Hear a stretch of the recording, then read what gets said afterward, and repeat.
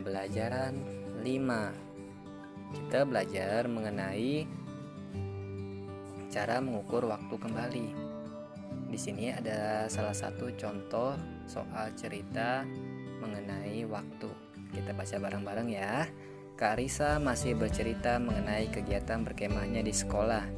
Ia dan teman-temannya memasak dengan menggunakan briket arang tempurung. Briket tersebut dapat digunakan dalam waktu yang lama. Mereka mulai memasak pada pukul 12.30. Diingat-ingat, mulai memasaknya pukul 12.30 dan briket habis pada pukul 15.30.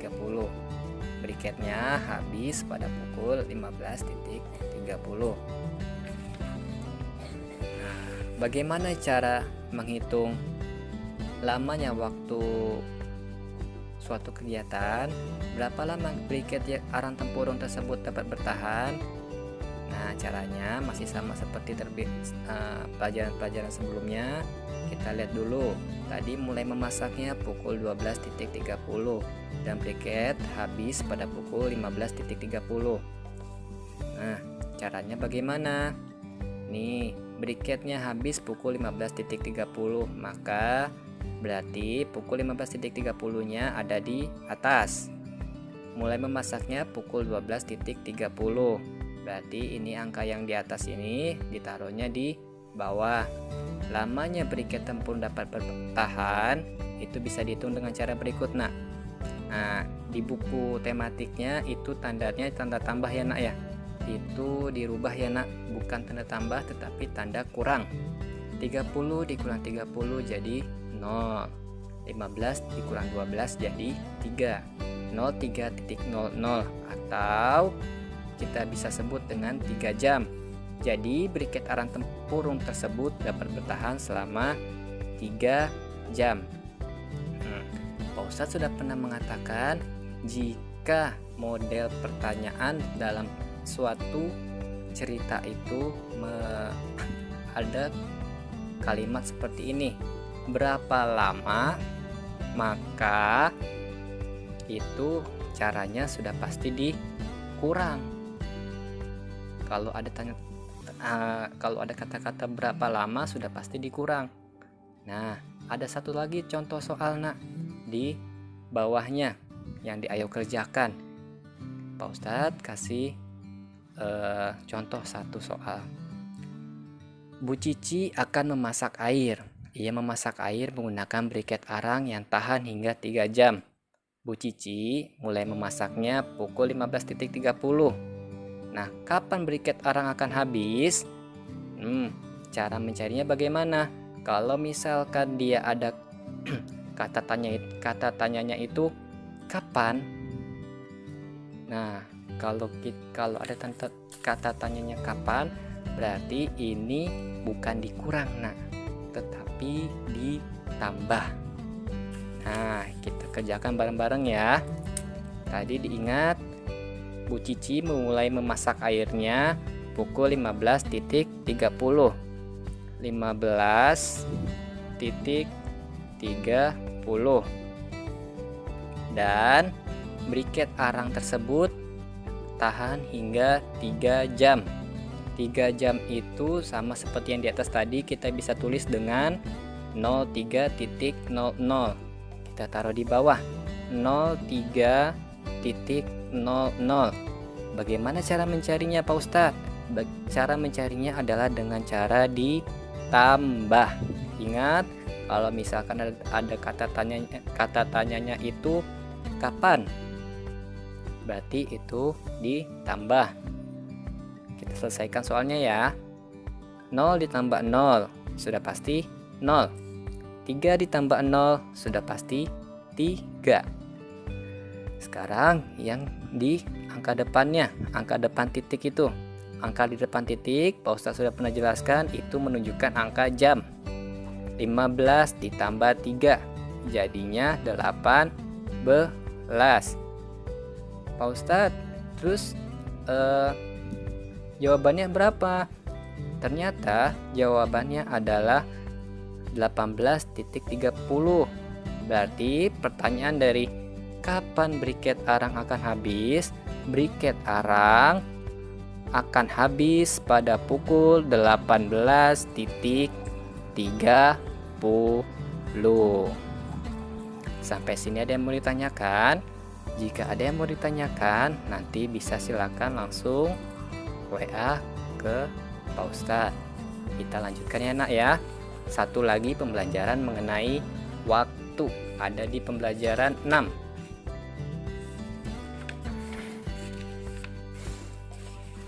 Nih, ada salah satu contoh soal. Rian masih asik membaca buku tentang sumber energi berupa biogas.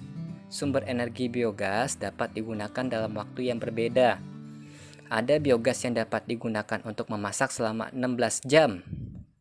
Apabila biogas tersebut digunakan memasaknya selama 4 jam per hari, maka dapat digunakan selama 4 hari. Loh, Pak Ustadz, ini dapat angka 4 harinya dari mana? Nah, kita simak baik-baik nak. Tadi briket biogas itu bisa digunakan selama 16 jam. Nah, masa pakainya itu 16 jam. Dan ternyata biogas tersebut dipakainya itu setiap harinya nih. Setiap hari itu dipakainya selama 4 jam. Bagaimana menghitungnya Pak Ustadz? Kenapa bisa menjadi biogas itu bisa dipakai 4 hari? Nah, kalau cara mencari yang seperti ini adalah dengan cara dibagi. 16 dibagi 4 sama dengan, ayo berapa? 16 dibagi 4. 16 dibagi 4 adalah 4. Maka biogas itu dapat bertahan selama 4 hari. 4 hari. Sama enggak ya? Nah, kita lihat. Ternyata betul sama.